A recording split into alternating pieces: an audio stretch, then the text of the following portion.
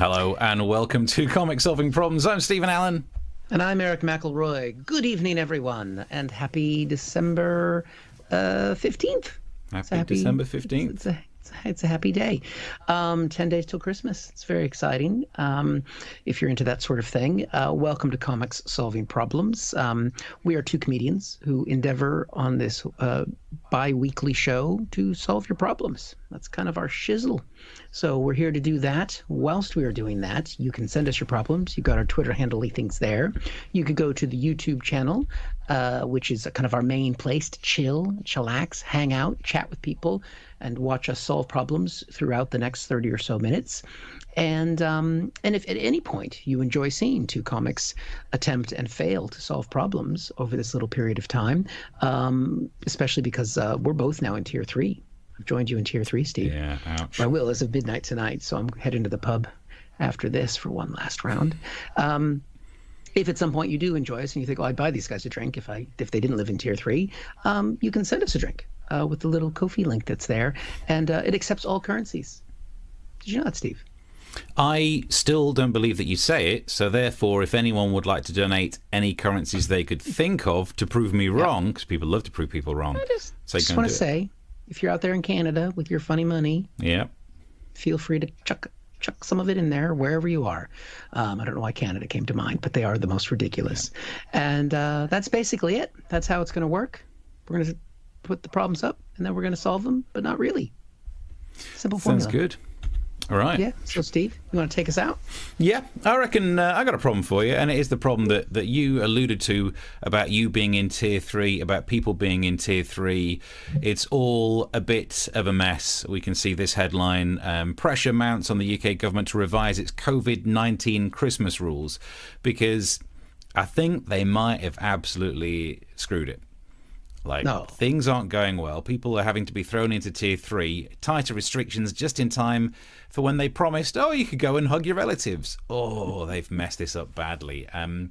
There was one of the ministers, Stephen Barclay, today said that Britons should do the minimum if they visit family over Christmas. And if by that he means don't help with the cooking, the dishes, and just sit there on the sofa eating Quality Street, yes, mate, I am way ahead of you. I have been COVID compliant for decades now. Years. So good at it. I'm like health and safety personified. So this is the mess that we're in. And then there was an announcement yesterday saying that there was going to be this tier, a rejig of the tier structure. As you say, it comes in from tonight, kind of technically tomorrow morning. And just to scare us into place, they talked about the new strain. Coronavirus has got a new strain spreading in the UK, has mutations. This new strain is new, improved, and more easily spreadable. It's like margarine. They've managed it spreads straight from the fridge. That is a fact that I've just made up. And here's the side note: there are loads of new strains of coronavirus. It's been slightly mutating all of the time. And some experts think that the increased rate is more likely to do with super spreader events than it's somehow being more contagious than an already really contagious virus. But there's nothing quite like saying you're going to have to go into Tier 3. Oh my God, you're terrible. Don't blame me. Look at the new virus. Look at the new virus. So I think there might be a slight bit of that's happened. Yep. It does mean that, so you're going to be moving into Tier 3 as well. It's not fun. Letters from Tier 3 over here. Not a lot you can do. Pretty damn boring. It does mean, though, interestingly. So, are you in Tier 3 because you're under the Greater London bit that's covered by Tier 3? Yeah. Interesting that the same day that London goes into Tier 3, parts of Essex and Hertfordshire do. No one's really mentioned. I've been talking about the Essex stuff a lot because I've been broadcasting there this week, but no one's really mentioning that because what's the real difference between London and those places, Essex and Hertfordshire? I mean, from my untrained ear, you all sound like Cockneys. And basically, the only difference is theatre. As far as I can work out, the only big difference is that London's theatres are devastated to close again under Tier 3 restrictions. And if ever you want someone to be way too upset about something, find someone who works in the arts. So, to find someone who's really upset about it, we're now joined by an actor. Hello. Hello, love. So, how did you feel when you heard the news? My heart was pierced by the dagger of news, rending open the arteries of my hopes and dreams. The theatre, once the crucible of life, love, and all human emotion, now lies dormant, bereft in the insipid dark of Tier 3. Right. What do you think it's going to do to the industry? She clings to life. The reverberations of each heartbeat languish, as if to speak of their finality. Tier 2 or not Tier 2? That was the question. Whether 'tis nobler in the mind to suffer the slings and arrows of not paying your freelancers, or to take Rishi's money. But now, ask not for whom the bell tolls, lest it tolls and tells you the interval is over. And has this impacted your career? Oh, me, love? No, I've been resting for decades. And why we're not surprised. Thank you very much for joining us, a pretentious artist. So yeah, good times for everyone. Welcome to Tier 3. Yay! I'm sorry you're a party, but we can't. Studied the dramatic arts as my degree while you were studying your frivolous chemistry. I think that was pretty spot on. Pretty good. Yeah, you were qualified to do that. I was qualified to do that. You had to use all that. See, I would have been able to do it using myself and my own body as a temple. I wouldn't have had to use that CGI shit that you do. So I'm like old Star Wars. You're like the shit Star Wars. Okay. But still good. I'm Daisy Ridley. Yeah. It was a little Jar Jar Bing. It was a little Jar Jar. I'll give you that. But you made your head smaller, which is kind of, I like you with that. You squished your head. Yeah. It's cool. Look, I know I have a large head, but let's not head shame here. I mean, I can't believe we've managed to... Normally you have a massive fucking head. We've managed to go one step beyond body shaming. Head shaming. Because your head is your body. Anyway. Yeah, it is when I act. Well done. Yes, it's good to be in Tier 3. I feel like we're closer. I feel, because we are apart through this show. This keeps us connected. We have not seen each other physically very much over the last 9 months. Yeah. I mean, on this, look at this. We're web flipping, chatting all the time. And now we are doing what? Tier 3. We're living the Tier 3 life. We're living the Tier 3 dream. Yeah. This is the dream. This is the way. So we're late. We weren't late. There was a technical problem with the internet. It's a Tier 3 thing. The firewall's much stronger. Yeah. So that's what Exquisite Tenderness has said, and said something about Santa that I'm not allowed to say as a broadcast journalist. Broadcast journalist. Come on, Steve. What is the one rule that will get you fired from the radio? Yeah, it's actually that. Who would have thought that? I mean, there are cases of Victoria Derbyshire and what's his name, Nockety on Radio 4 pronouncing Jeremy Hunt's name wrong, totally getting away with it. You drop that bomb, totally get away with it. You drop the S-bomb to do with that S. Or a lack of an S-bomb. Or no, a real S-bomb. Get you fired. Yep. Mark says, good evening, Steve, and good evening, Eric, from your loyal listener. First-time caller, long-time listener. Mark, you can watch us. You don't have to just listen. No, I don't blame him. Look away. Protect your eyes. You won't know what we're talking about with the head thing. Let's see.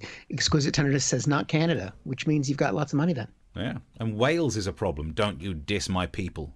For I am genetically Welsh. I am a 16th Welsh. Chris says, good evening. Living the dream in Nottingham tonight. Yes. What tier is Nottingham? Probably Tier 3, I think. Lots of Nottinghamshire is. And I've seen how they get. I've done gigs in Nottingham. The stags and hens that come into Nottingham. Yeah. It is the central place, so obviously it's a super spreader. Most viruses live there because it's cheaper housing. But yeah, I saw on Facebook earlier that Chris was in Nottingham. Was like, yay, my home county, nice. Say hi to the massive sundial in Sutton and Ashfield if you get near it from me. Key mutations, does that mean that it can unlock doors now as well? It's coming for you.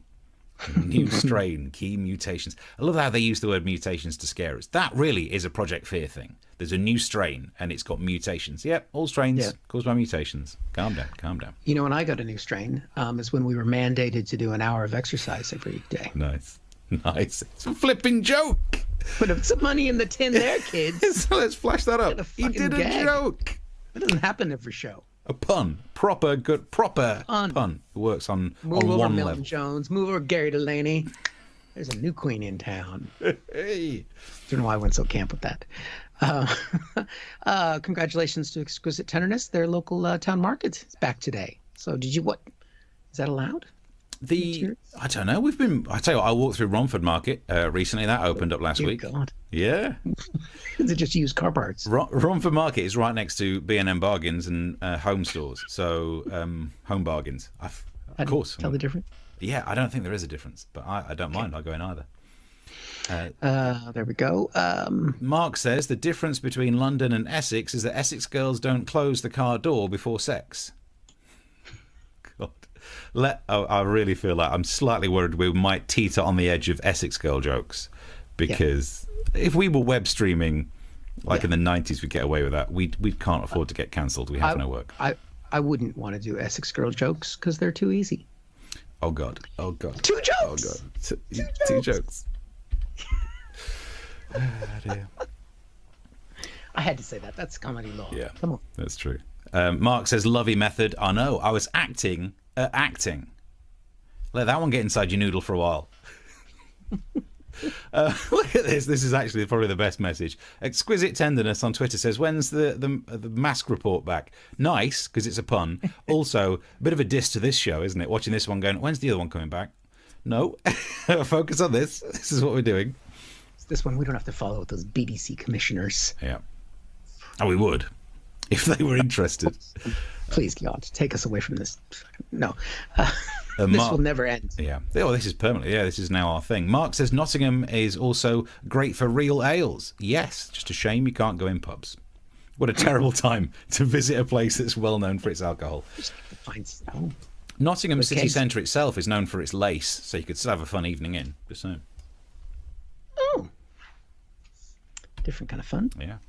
Right, keep the messages coming through. The Twitter things are on screen. You can see the message if you'd like to chuck a couple of quid in our pot. It would be very much appreciated. But as the time ticks on, it's time to get another problem solved by Mr. Eric McElroy. Yep. And I have to get myself ready for this one. How good does it feel, Steve? This is a problem I haven't felt for a while. I would imagine many of us haven't felt for a while. How does it feel to be winning so much? Because that's been, Donald Trump's whole thing over the last 4 years is that, you're going to have me around, you're going to get sick of winning. Well, I have to say, Donald, after election night, finally coming around and watching the popular vote creep up more and more, you're right, I'm not tired of winning. I'm not tired of winning at all. And then yesterday, we got this beautiful headline. The Electoral College confirms Biden's win. Am I happy, Steve? Am I happy? Are you happy? Yes, I am happy, Steve. Look at me. Look how happy I am. Look at this. Got this. Woo! Woo! Woo! He's got props. Good balloons. Look at that. I was going to try and make them drop from above, but I could not figure out how to do that. But X Factor style. Nice.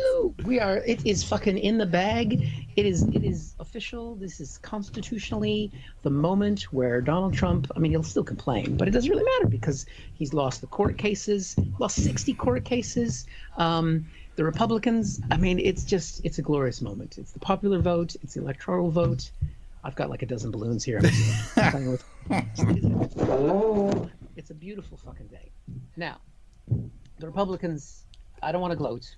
But you are doing. The Republicans are a little upset about this. They're starting to do some look at how did this happen? Lindsey Graham, who's a big defender of the president, he had this to say on Fox News. There's two threats to conservatism: mass mail-in voting, unverified, and social media companies, unregulated, unable to be sued when they take down the content of conservatives. Social media companies and mail-in voting will destroy conservatism if we don't push back.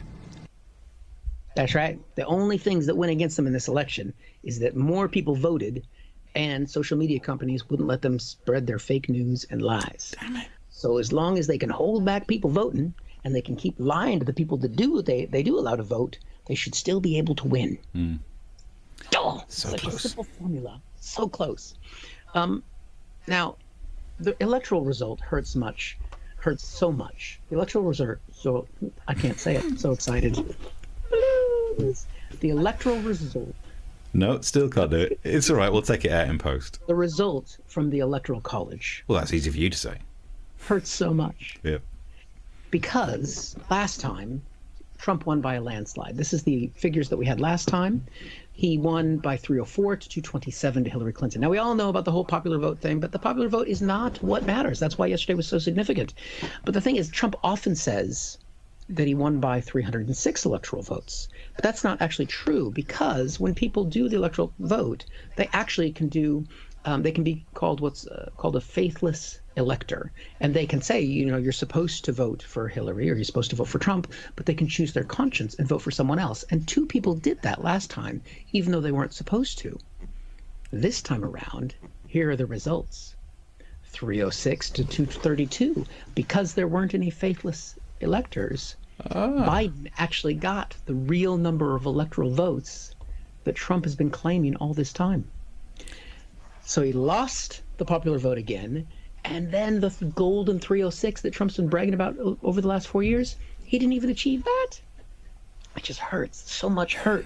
Now, what's great is because this is such an official day yesterday, it's just much harder for people to deny the reality of President-elect Biden. Fox News, this happened. Weeks. Geraldo. We have litigated this for 6 weeks. Twice the Supreme Court of the United States have rejected it. 9-0, including all 3 Trump associate justices. But Geraldo, I think the question is, Geraldo. When Geraldo Rivera is the voice of reason saying stop this, they are tearing each other apart. So Trump has lost the Electoral College by more votes. Well, lost the popular vote. He's losing the Electoral College and not even getting the same run-up because he's got Joe Biden's getting more votes than he did there. Fox News is starting to slip away. Now, these electors, they're not elected officials. They're chosen by the parties. So once you win a state, you choose, and you usually choose people who've been contributors to the party or significant players in party politics within each individual state. Some of the electors that were chosen. Let's go see who was chosen for New York. The United States begin. We may now proceed to voting. I now invite President Clinton and Secretary Clinton to cast their ballots. Woohoo! Bittersweet revenge. Hillary Clinton gets to cast one of the electoral votes that will get rid of Donald Trump as president of the United States. Just rubbing it in. Just rubbing it in. Here's the moment that she dropped in her vote into the little voting box. Boom. Look at that. You see the way she just flicked it in? She didn't just drop it. She dropped it. And we were, Steve, able to get exclusive audio of what she said at the moment she voted. Fuck you. Sounds just like her, doesn't it? Yeah, good impression. Best one you do. That wasn't me. What are you talking about? So, lost the popular vote. Trump's lost the Electoral College. Hillary Clinton voted against him. Fox News has slipped away. McConnell, the Senate Majority Leader, he actually admitted today that Biden is the presidential-elect. But what's the worst? What's going to be the worst sting of this, Steve? It's not even going to be Melania. It's probably not even going to be Ivanka. It was this. Putin has congratulated Biden. Oh. How could he do that? His ex. How could he do that? Look at you hugging your purple balloon. There's no more party. You see what that is, Steve? What's that? That's acting. Oh, is it? Digital effects. That's what it is. Prop work and acting all in one. Nice. Yep. It's good. We can get stuck in, get some messages and tweets involved in this. Right. And you can subscribe to the thing while we're doing it. Where do we get to? Ginger hair is a mutation, says Exquisite Tenderness. Surely everything's a mutation. Without being harsh about this, we're not still the amoeba that walks out of the sea, or everything is a mutation since the start of evolution. What, are you saying we're now going to have to stand up for COVID rights then? Yeah, I'm a ginger advocate. Hey, look, with this beard, I'm a ginger advocate. Look at that. Look at that beauty. Identifies COVID. Let's have a look. I'll take your word for it. I'm a non-drinkist. They do a nice lemonade in Aldi, though. You've been into an Aldi in Nottinghamshire. That is like top-end shopping where I'm from. Yep, that's a bit rough, to be honest. I don't understand that question. Why is Gemma Collins always hungry? It's an Essex girl thing. So. Right. Okay. Yeah. Never mind. I think the next one's also probably on that same topic. Okay. We'll move on to Mark's comment then. 15p a gallon. For your lemonade? Okay, so you're not buying the bargain basement one. Good price. You like my balloons? Thank you very much. Yeah. Nas balloons. When Fox News are announcing Biden's win without moaning, you know Trump is orange toast. Or that's not going to be nice. It's going to be... Yeah. What's the load? I suppose that might be low hum noise started after the balloons. Is it gone now? It is. It's the compressor that's on Eric's mic. You went really quiet after your balloons. Oh, did I? Yeah, because you banged the balloons on the mic. And it's the thing. Sometimes before the show, if Eric's typing, the noise of the typing just it cancels out his sound. It's a nice keypad. It lights up. I think it's more that it's on the same table as the mic and just absorbs that sound. What you need is like a mouse like mine, silent mouse, so you don't hear it during the show. Here, is it clicking? There you go. Silent mice. Nice. Didn't click it. Is Eric doing a bit of method? Yes, it's flipping acting. It's so much acting that really you should be contributing to the arts. No digital effects here, bitches. All acting. Non-stop, 24 hours. Acting. Victoria says, I'm not sure Trump is a mutation, or maybe he's an extreme mutation. Yeah, I mean, the orangeness, I suppose, could be derived from some sort of pigment issue. I would say he's an abomination. Hey, nice.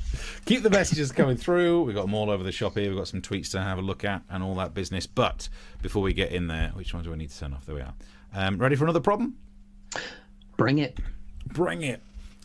This is an update to a problem you did last week. You can go back and watch the show from last Thursday. We talked about Kay Burley getting in trouble. Sky News reader had to take some time off from Sky News because she went out and had a 60th birthday party. Go and see the clips and all the rest of it. It's all on our YouTube page. Ta-ting! Got an update for you.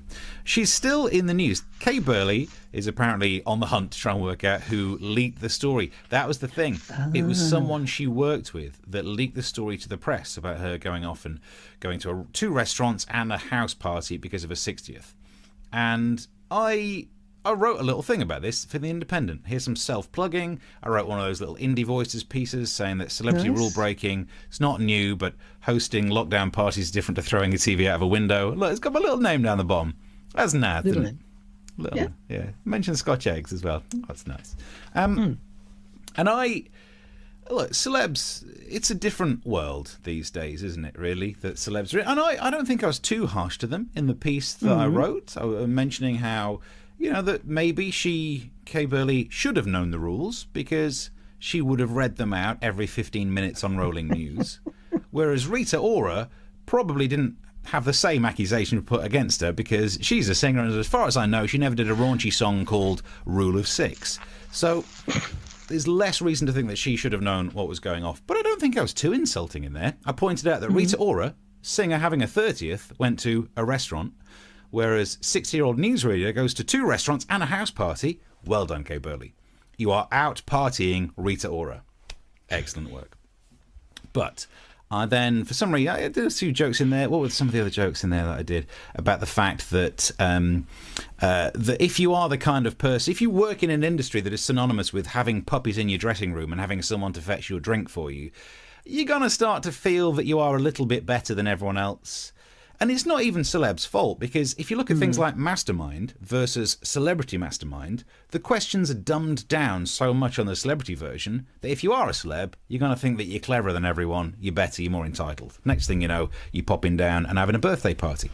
So I thought I'd check in to see what Kay Burley was up to, and she blocked me on Twitter. This is like when you got blocked by Donald Trump, but somehow worse. Okay. I got blocked by Kay Burley just because I wrote a little, the Independent tweeted it out, and the next thing, how on earth did she even see it? I mean, okay, she does have a lot of spare time on her hands, but I can't believe I got blocked. It's so Oh my days! Did were you following her before? No, I wasn't following her.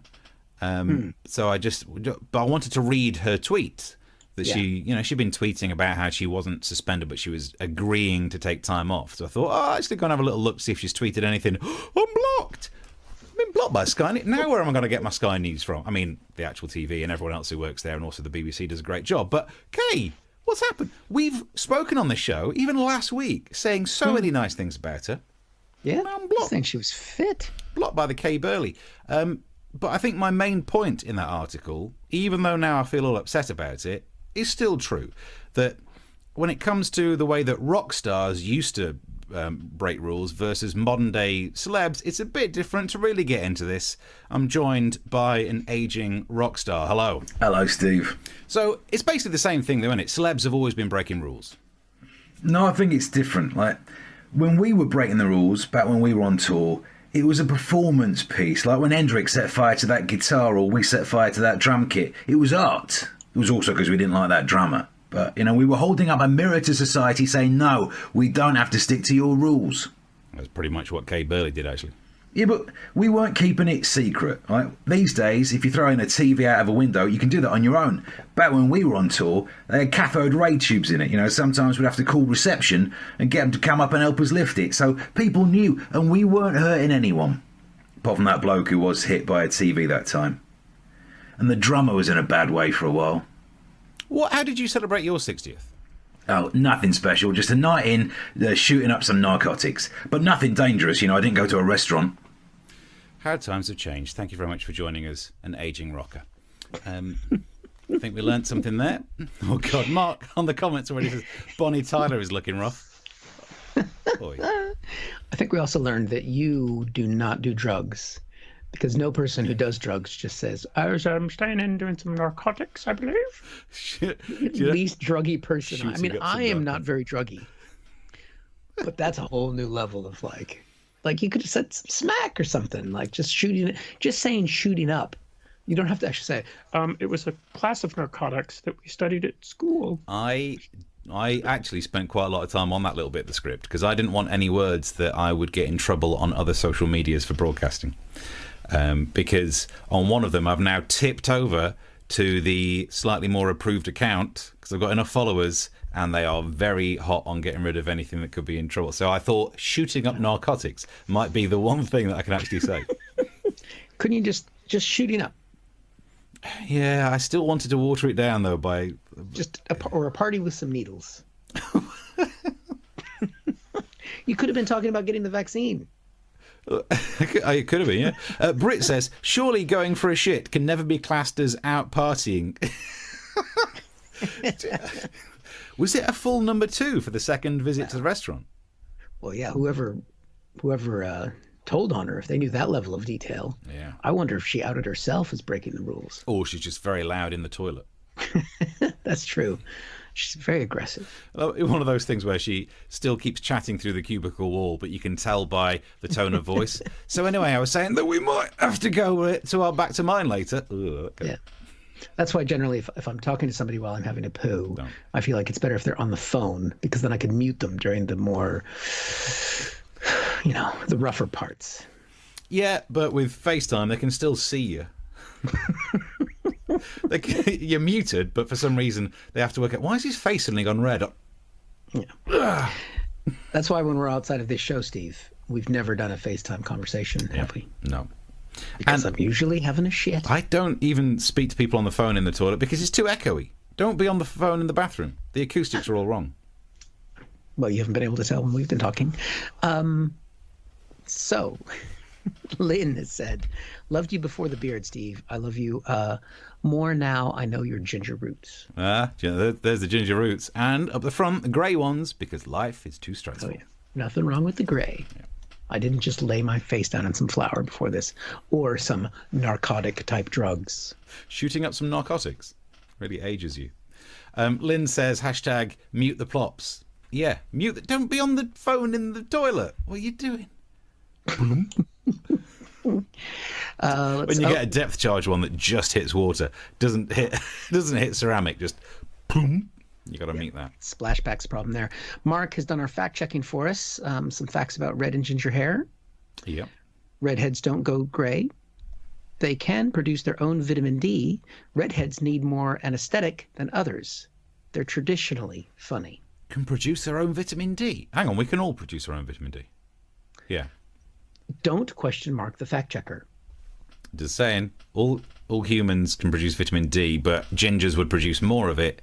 And every other animal other than humans and the apes don't need to eat vitamin C. They can produce their own. And yet that's why we have to eat vitamin C. Us and the chimps love an orange. Fact. Orange. Ginger. Right. Do we need to do more comments? Yeah. With FaceTime... We've done 2 stories so far. It all depends on the face being shown, surely. Oh, my God. There's some cheeks involved there. That's true, yeah. And where else did we go? Up to... Kay should have shit in the street. Oh, did a Paula Radcliffe. Now, that wouldn't have ended her career. Good point. Yep. There we go. Right. I feel like we gotta do another story because it's already half past. Let me just remember what the story is. Yes. That could help. Steve. Yep. Whatever happened to Baby Jane? I feel like this is not surprise. This is no time to do a child support agency surprise on me. What? Now, I don't mean the 1962 American psychological thriller film produced and directed by Robert Aldrich and starring Bette Davis and Joan Collins.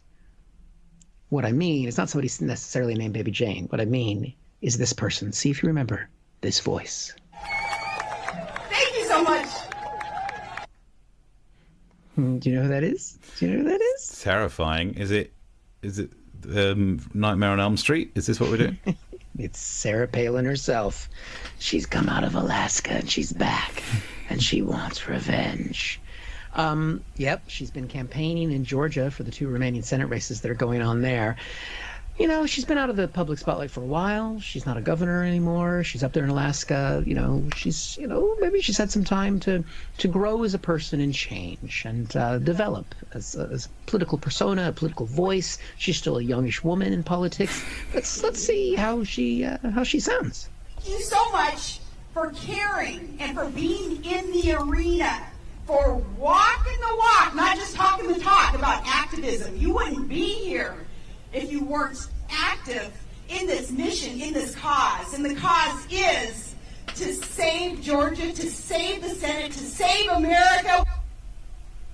She has not changed one bit. That is a fucking mixed bag of metaphors, and it's like being in the arena. It's like walking the dog. It's like scraping the barrel, which is what it is when you bring Sarah Palin back out.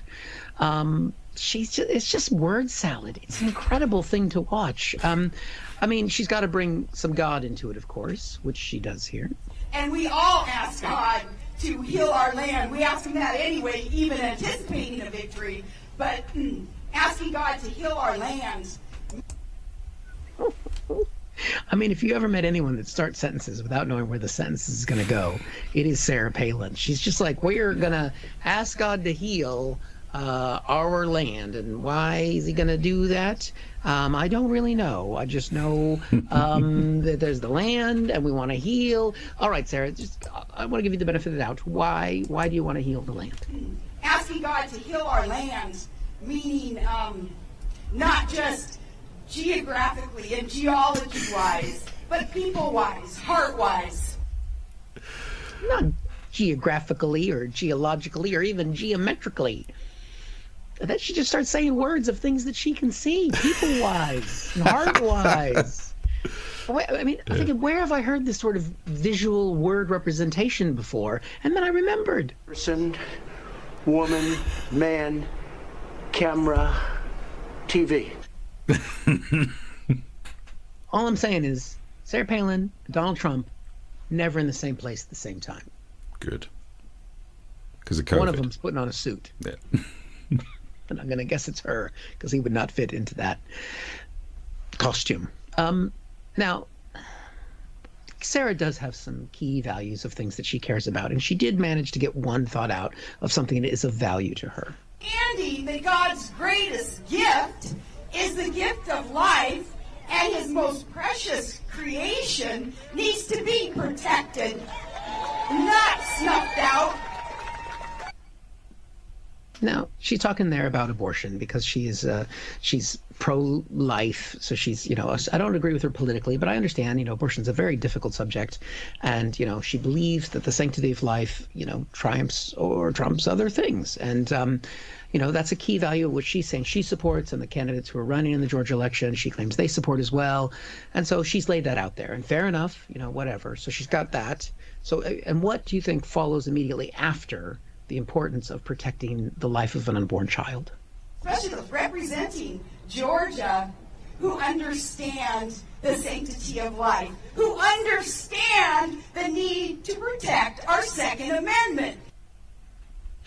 That's right, Steve. That's right. You need to protect the sanctity of life, and then you must immediately protect the Second Amendment, which is the right to bear arms, because we want these kids to be born, but we don't know what kind of twats they're going to be, so we might need the guns to shoot them. Good. Makes sense.